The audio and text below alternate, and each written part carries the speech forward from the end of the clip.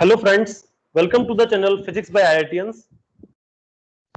In last video, I discussed about the properties that must be satisfied by an wave function so that it could be a physically acceptable wave function in quantum mechanics. So I talk in the ending of my presentation, I talk about there is some relaxation in some conditions. So in this video, I am going to discuss about those points. And as we all know that psi must be finite in order to be a physically acceptable wave function, psi must be finite. So in quantum mechanics, the wave function can be bounded wave function or unbounded wave function. So unbounded wave function is also called or also known as non-localized wave function or scattering state wave function. And bounded wave function is also known as localized wave function. So what was the difference between these functions? Yeah, in bounded wave function, if x goes to plus minus infinite, our wave function will also tends to 0. So this is the condition for bounded wave function. And for unbounded wave function or scattering state wave function, if x goes to plus minus infinite, then our wave function must be finite.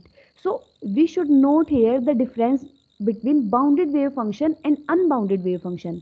So in numericals, they usually ask that we have to check that either our wave function is bounded wave function or unbounded wave function. So this point must be noted in the numericals that any unbounded wave function must tends to some finite value for x goes to plus minus infinite.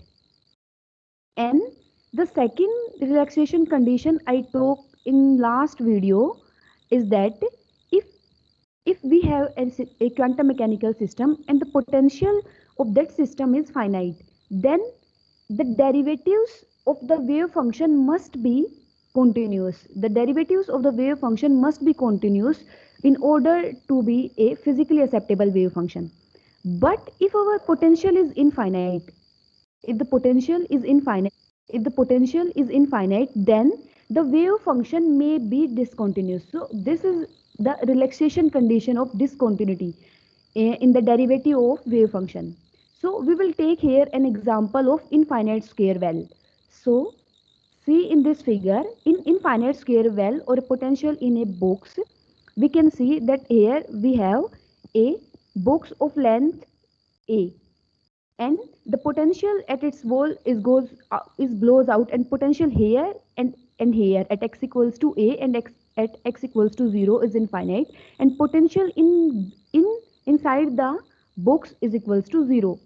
So uh, as we all can recall that during derivation of wave function of this problem, we only use the boundary conditions of wave function, that our wave function must be 0 at boundaries. Our wave function x equals to 0, our wave function must be 0 at x equals to 0 and at x equals to a. So we use only these as a boundary condition while we derive the wave function of this problem, but we will not use the condition of continuity of this derivative of wave function, that is d psi by dx, because here in this problem the derivatives of wave functions are discontinuous, but our wave function is continuous. And even though we have so this is the proof that we have a quantum mechanical problem, and in that problem our derivative of wave function is not continuous, but wave function must be continuous. So this was an example that how our boundary condition can relax in quantum mechanics further for any wave function. Now I will discuss some of the numericals. As I discussed those topics in last presentation, I will discuss some numericals based on those. So the first numerical is, which of the following is an allowed wave function for a particle in bound state? So we have to keep in mind that we have to see that in question the examiner is talking about any bounded state wave function. So we have to keep this point in our mind. So we will check. Now we have a wave function this, So we have to check either this is an bounded wave function, that is a localized wave function, or not. Of course it is not, because at r equals to 0 this wave function goes out to be infinite. So what does it mean? It means the system is in this wave function is not satisfying the property that psi is finite, so it cannot represent any wave function in quantum mechanics. Now the next wave function is psi is equals to n 1 minus e raised to the power alpha r. So here if r goes to 0 our wave function goes to 0, because if at r equals to 0 e raised to the power something 0 is equals to 1, and our wave function gives value, our wave function becomes 0. And at r equals to infinite e raised to the power minus infinite is 0, so our wave function will become n. So note here this point that our wave function here is finite. It means it satisfies the property of a, any physically acceptable wave function. So it is satisfying the property of physically acceptable wave function, but it is not satisfying the property of bounded wave function. So in question we will reject this wave function also, even though it is an finite wave function, because it is not satisfying the property of bounded localized wave function, because our localized wave function must goes out must give us value 0 as r goes to infinite, but here as r goes to infinite our wave function have some finite value, so we will reject our this option also. Now next our wave function is this one. So we will check that in this problem we will check that at r equals to capital R our wave function is not continuous, because our left hand limit and right hand limit are not equal, because if r is slightly less than capital R then the wave function have value some non-zero value, but if r is greater than capital R then our wave function have value 0. So of course this wave function is in, we have to find a bounded state wave function. So our options are, first one is psi is equals to 1 by r raised to the power n. So at r equals to 0 this wave function will give us infinite, so this option will get rejected. Now we will see in b part we have in b part we also have same reason. If r goes to infinite and again the wave function will become infinite, so it cannot be a physically acceptable wave function. Now we will check our option c, that in c option our wave function is constant.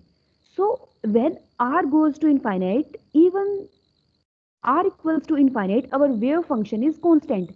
So according to the condition the wave function is not infinite, but we will not choose it as a physically acceptable wave function, because for bounded state our wave function must tend to 0 for r goes to infinite. Okay, so this option will also get rejected. And now the option D, in which we have psi is equals to e raised to the power minus r by r naught, where r naught is some constant and which is greater than 0. So we will check here for r goes to infinite. When r goes to infinite e raised to the power minus infinite will give us 0, so our wave function will become 0.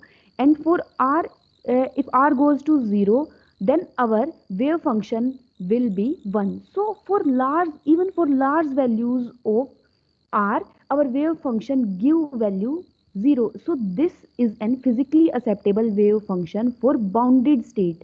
This is a bounded state wave function.